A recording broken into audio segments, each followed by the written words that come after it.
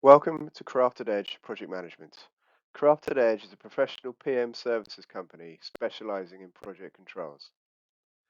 Project Darios is a compilation of instructional videos for project managers and project controllers. It demonstrates how Microsoft Excel can be used to create an integrated project controls method. Previously, I showed how to create a risk register and high-level risk report from scratch. I now build on the risk register to include an issues log. The result is a clear project status report. Please PM me if you want to get involved with Darios. I've received some very interesting feedback, including generative AI functionality. Please keep the feedback coming and do reach out for me to obtain your free early copy of the Darios template. Thank you. So I'm going to create a issue register now. Now it's going to be a simple one, not too complicated, but it's going to link in some ways with this risk register as part of the overall Darios project. So probably the easiest way to do this is a lot of similar aspects in the table that was created for the risk register. So what I'm going to do is simply copy this tab across, this worksheet. I'm going to create a copy of it. I'm going to move it to the end of the tabs, create a copy, and take that in there. And I'm going to rename this tab Issue Register.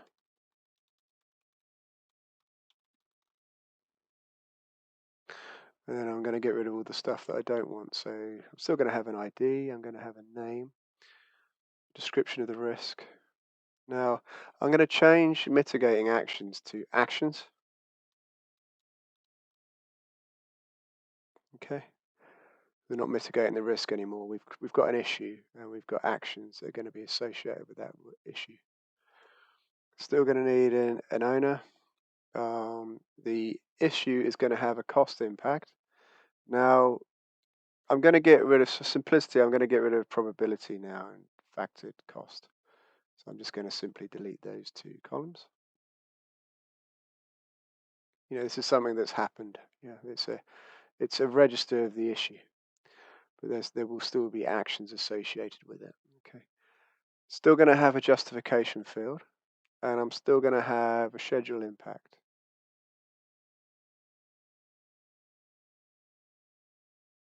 But I'm going to delete the probability sections. Okay, so now I have the crux of a simplified risk register.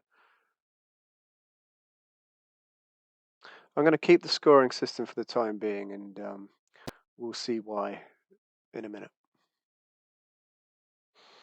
So I've gone ahead and introduced a issue. And I've put an example of the issue, and I said that a new part was required. Now, it's a result of a supplier being able to manufacture in time for a key phase of the project. The action assigned to the PM was to get sign-off from the sponsor for the allocation of 10K to incorporate the new part. The cost impact is clarified there, and the justification is that the standard part was confirmed as an 8-week delivery time, but integration phase starts in 6 weeks. And we say that chief engineer confirms the new part is available off the shelf and can be incorporated with minimal design change. So that will all be included in that 10K cost estimate. Okay, so this is a basic issue register, but what it needs here is a sign off. So if we're asking for this additional funds, we need the sponsor to sign it off. So what I'm going to do is I'm going to insert a sign off column. You can see I've got some columns hidden here, so I'm going to unhide. I'm going to remove these, they're not needed. And I'm going to insert a column to the right. And I'm going to call that sign off.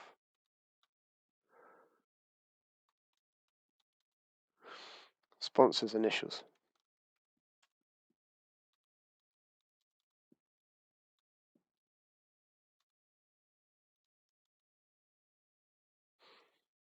Okay, let's just tidy that up.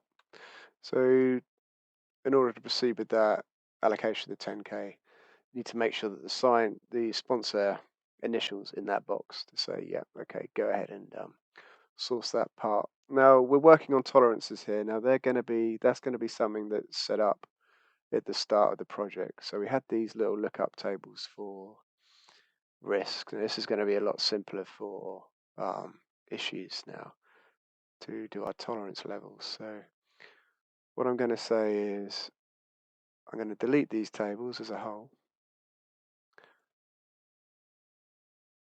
I'm just going to highlight that table. I'm just going to delete that whole thing.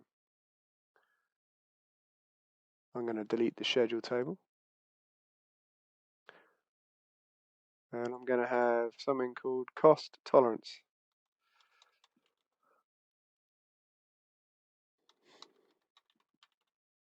And I'm going to have a schedule tolerance. Now this is what you set at the start of the project. You're going to set the tolerances for which you need sign off from your sponsors. So that could be a percentage of the project value. Okay, it could be a percentage of the project's schedule and time. Okay, so for this project, I might say, this project may be a year-long project, and it would be typical for any issue that resolves in a 1 month delay, is you're going to need sign off from the sponsor immediately. Okay, so you're going to have to raise it immediately. So I'm going to put in there, we're dealing in weeks. So let's say schedule tolerance weeks. And let's say 4, the value of 4 in there. And the cost tolerance, typically, the value of this project may be 500k. Now we may say anything over 10k, you're going to need sign off from the sponsor. So let's put a value in there of 10k.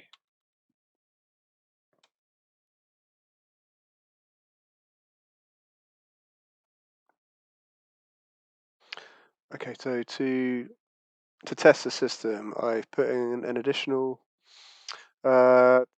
additional row, and this is simulating a schedule impact breach. It's also a cost tolerance breach. So I've put in this other scenario where we've lost an engineer. He's a key resource. He or she's a key resource. The action is to start a recruitment campaign with HR and get sign off for the project delay. So it's essentially sign off for the issue. Put the PM in charge of that, and the assessment's gone through with the cost impact of being 10 grand, and the schedule impact of being 8 weeks. There's justification in there. We've said HR prioritizing the recruitment campaign. They believe they've identified, let me correct that typo, they've identified 3 potential candidates. The minimum interview stroke onboarding process is 4 weeks with additional 4 weeks of upskill. So we're going to be going to the sponsor and asking for an 8-week delay to the project at a cost of 10k. And because both of these are in breach of the tolerances given to the project manager, they're both going to need sign off. Okay, so what I want to do now is I slightly change the approach on this. I'll put the other example issue in there, but I'm simply going to raise a flag if sign off is required. The reason for doing that is because it's a bit messy to expect the sponsor to come in and initial this register.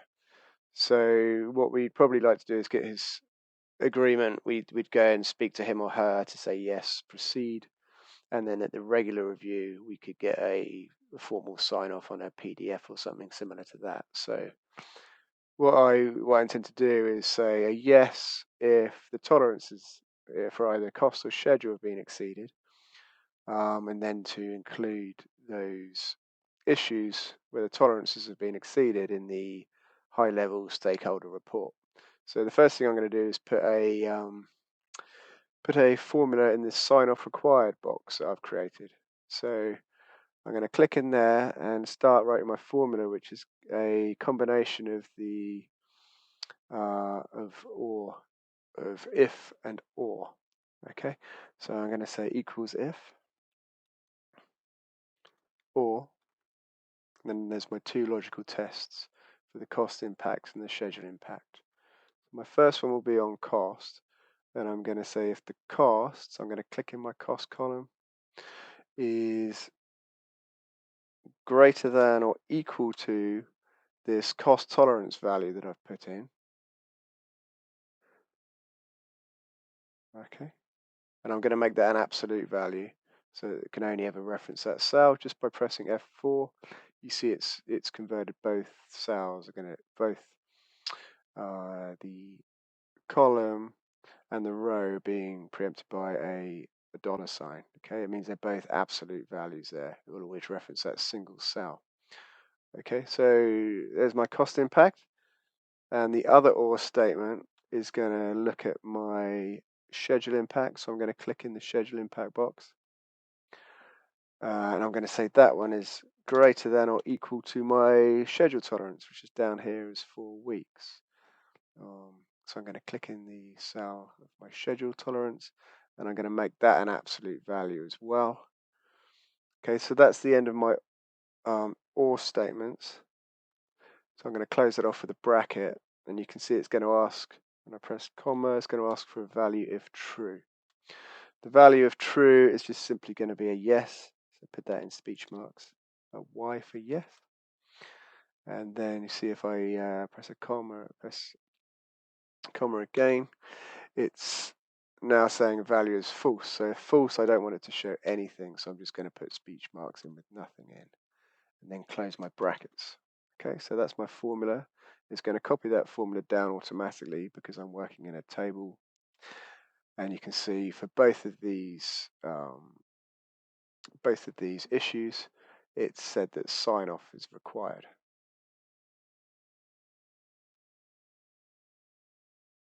Okay, so what I'm going to do now is I'm going to incorporate the issue register into my report, my stakeholder report. So if we remember, this is what it looks like, where it takes my risk register and converts it into a report that I could present to senior stakeholders. So what I'm going to do is I'm going to present the data from the issue register within this report. I'm going to first of all click anywhere in my issue register table, and then I'm going to go up to the data table, data header, and I'm going to say from table stroke range to make the power query. Okay. And then it presents the information, the table.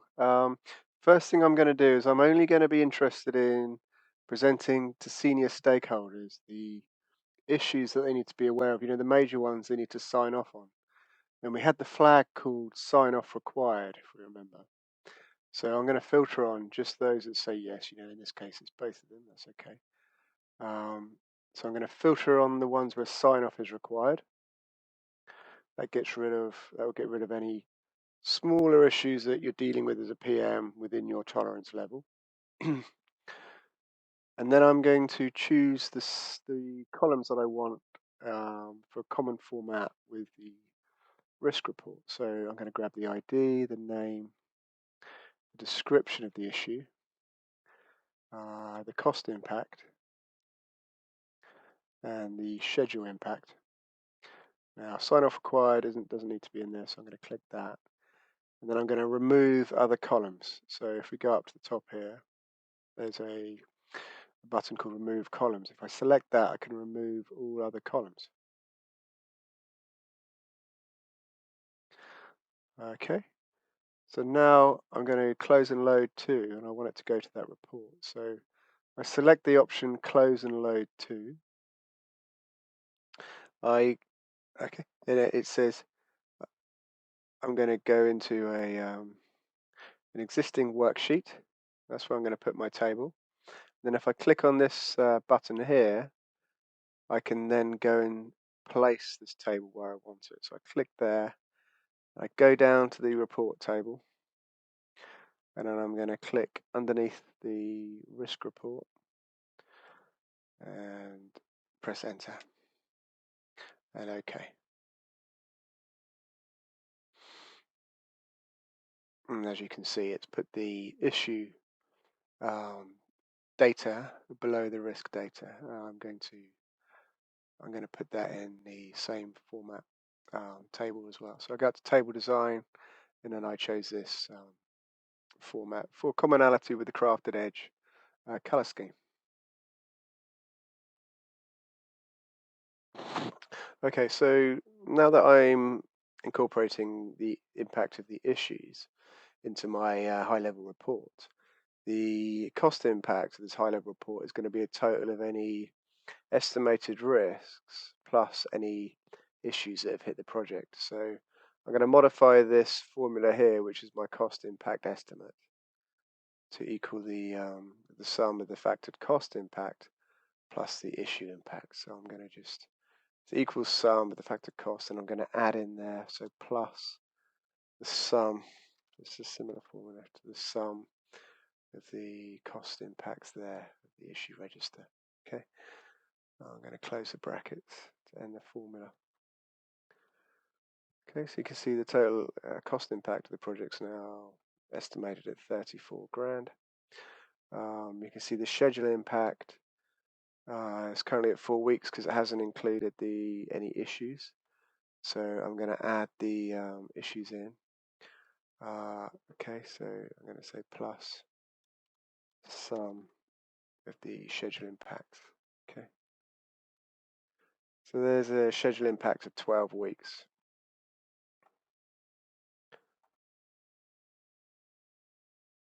Okay, so I'm just going to do a little bit of housekeeping now to make this table more user-friendly for senior stakeholders to look at. So what I'm going to do is I'm going to put in a new row here, which is called baseline risk.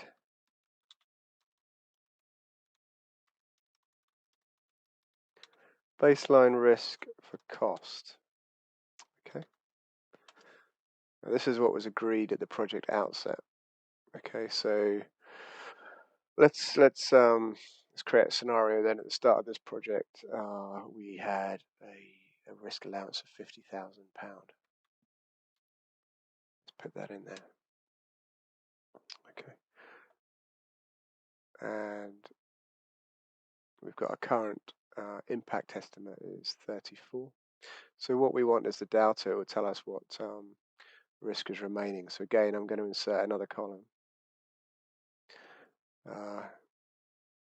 I'm just going to call it risk remaining. That's simply the initial baseline minus the cost impact estimate. Okay, so it's equals that baseline risk minus the cost impact estimate to give me my remaining risk or remaining contingency. Okay, I'm going to put a line now in front of schedule just to keep schedule and risk separated. And again, I'm going to insert a column which says baseline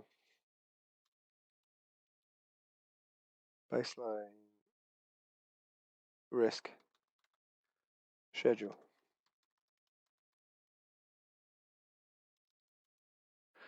Okay, now it may have been from the project outset, we may have said, we're going to factor in 8 weeks of slip. Yeah. So I'm going to just put in 8 there. And you can see that it's defaulted as £8. We did a special number format here to present the value as weeks. So I'm just going to copy that format. So to do that, I'm just going to highlight the cell I want to copy from, click on Format Painter, and then paint in the format there so it's presented in the same format. Okay, so I'm going to have, and this is a risk remaining for schedule actually, risk remaining. Then it's going to be the baseline minus the schedule impact. Yeah, so it's a simple formula equals that minus schedule impact. Okay, I'm just going to do a little bit of tidying up now. I'm going to get everything aligned with left justification. Everything in the same format here. So again, I'll use Format Painter because it's nice and easy. Click on Format Painter, put that in. Again for these here, put that in there. You can see there's some text here that's getting hidden behind the next column. So to get around that, I'm going to use wrap text. And you see it's going to drag it down. So you can do all cells at once, select them all, select wrap text. And then you can see, I think I'm going to just justify my data at the top. So I'm just going to top justification there. Okay, I might do a little bit of color coding. So, I was talking about costs.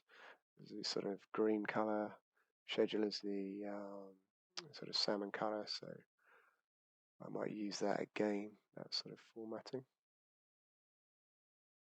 Just going to go in there, select that, it's the same color. And then I'm going to use the salmon color there just for my schedule risk. Yeah, so it's now in the same format. So we get used to talking in different colors for schedule and cost. I'm just having a look at it now with a view to do some housekeeping. Might put a border around that.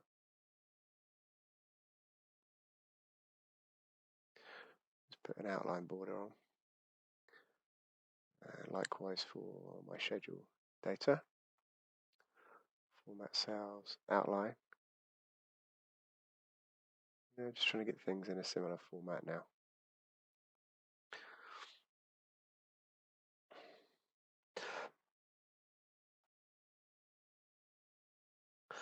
The actual report's starting to change shape a little bit. I think we're not really talking about risks, we're talking about issues now as well. I think this is turning into it's a project report, so I'm going to call it as such. So project report.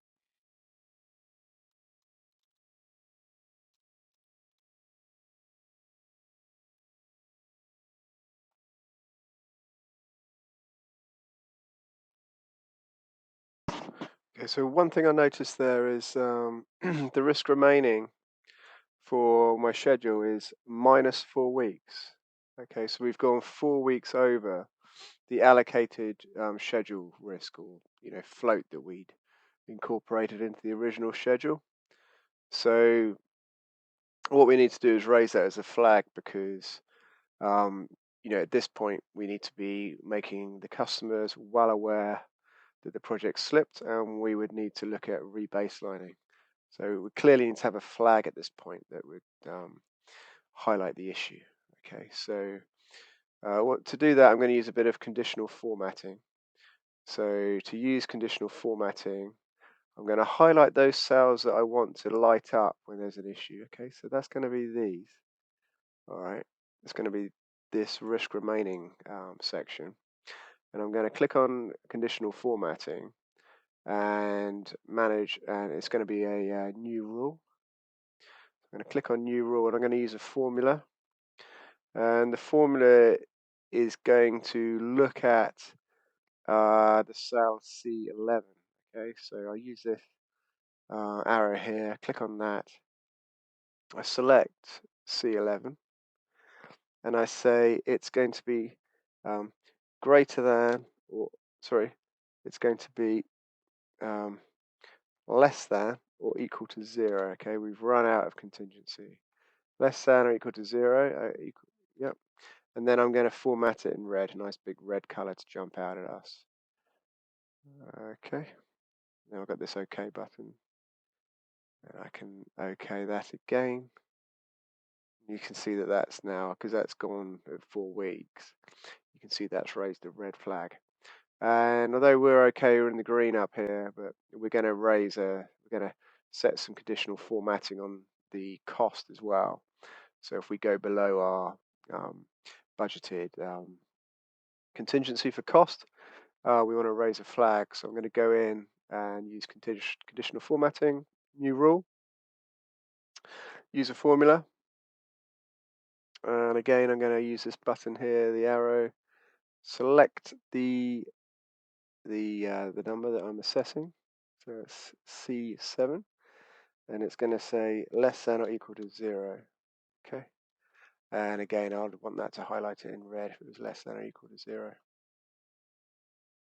Okay, so I've set a couple of warning flags up there in the report. So I did some tidying up of the project status report just for cosmetic purposes. I can see a few bits that could do with changing. Just coming in here, just going to wrap that text. Just little bits now. And it's always worth just doing a report in PDF just to see what it's going to look like. I did one earlier, just printed it out just to test what the report was, what it looks like, because some people might want to be handed, a paper report as PDF, and this just tests it nicely. So there's my project status report. I've got my risk report. I've got my issues. And I've got my baseline. Everything's nicely captured there. In reality, the scenario of this project for people that remember, we had a risk to do with parts. Now, our risk value here, our risk estimate may have come down, as we came across this issue, but we're just really testing out the table here to make sure it works, and it's giving us a nice clean report, and it's going to raise flags where we're exceeding our estimates, and we need to go beyond telling internal stakeholders and then starting to tell external stakeholders that problems may be occurring and engaging with them to resolve them. Okay, so a little bit of housekeeping here, and I'm going to get some signatures on this page because after all, this is a report that we'd want signing off. Okay, we've got issues starting to be raised that are exceeding tolerances, so they're appearing on this front sheet, and it needs signing off. So I'm going to do a single sign-off sheet, and I'm going to do a space for a project manager's summary as well. Before I do that, just a little bit of tidying up on here. I want to show that these factored schedule impacts are in weeks. So if we remember to go into there, it's a custom number format. Custom, choose 0 because it's the nearest type of text to what we're editing, and then put in brackets weeks. Okay, you see it's done that. Just copy the format down, and then same for the below. If we go in there, and we say, sorry, I don't go in there. Go to the custom number, choose a 0, and then weeks. Okay, it's for presentation. It hasn't copied it down, so just copy the formatting down. Okay, so now I want to include a high-level summary, and I want to include some signature boxes, which important in where we're signing off issues that have exceeded the PM's tolerance. So I'm going to go in here, I'm going to create some space to do this. Okay, so I've created enough space there for a PM summary.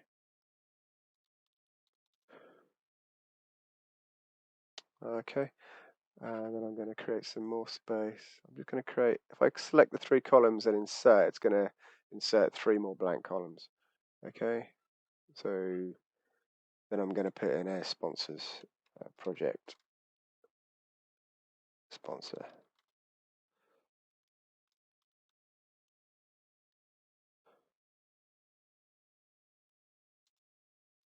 Actually, what I'm going to do is I'm going to say PM or project managers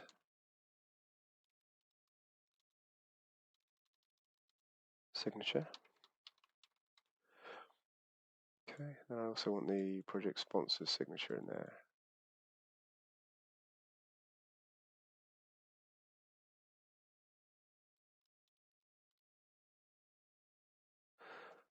Okay, let's get that in a similar format as stuff below.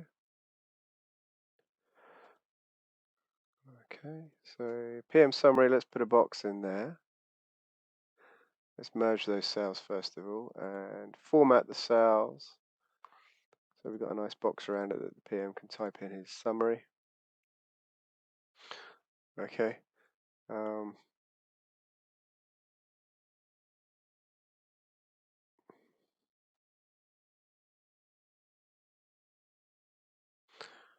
worry too much about dates. I was just thinking about dates now, but don't worry too much because they're going to appear on the signature boxes, okay? So let's put them in. Insert, signature line, Microsoft Office signature line. Suggested owner, so you could put in the project manager's name if you knew him. So I'm going to put in my name, James Clark. Sponsors, so this is the person who's signing it. Signer's title, project manager.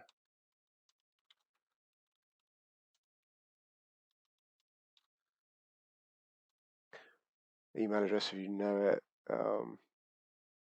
Yeah, before signing, you verify the content you are signing is correct. It's a standard text. Okay, that's fine. All right, let's make that box the size of the box we want the signature to go in.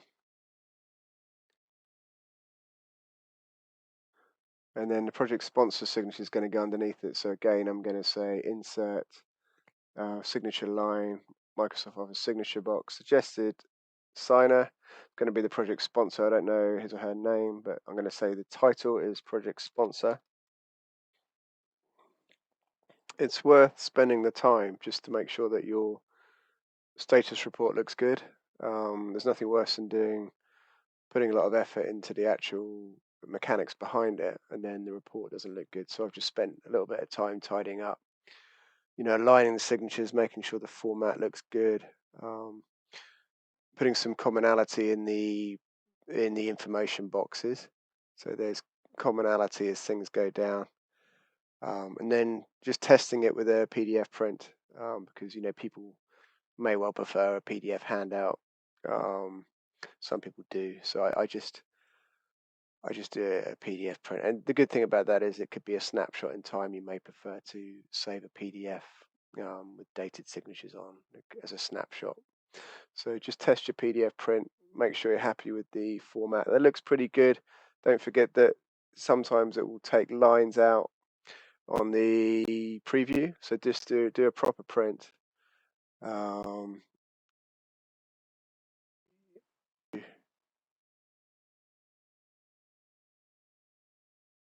Do a proper print to make sure that the formatting comes through okay. So I'm just going to open that up now. Do my risk report, and you can see now that looks pretty good. I'm pretty happy with that. Another thing I did is I moved my logo up into the title bar.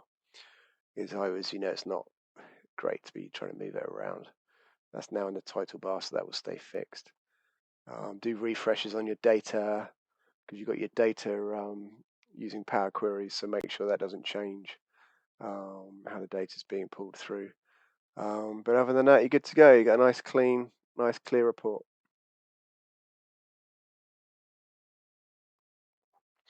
Thank you for watching the video, and please reach out for me if you'd like to collaborate with Crafted Edge. Thank you.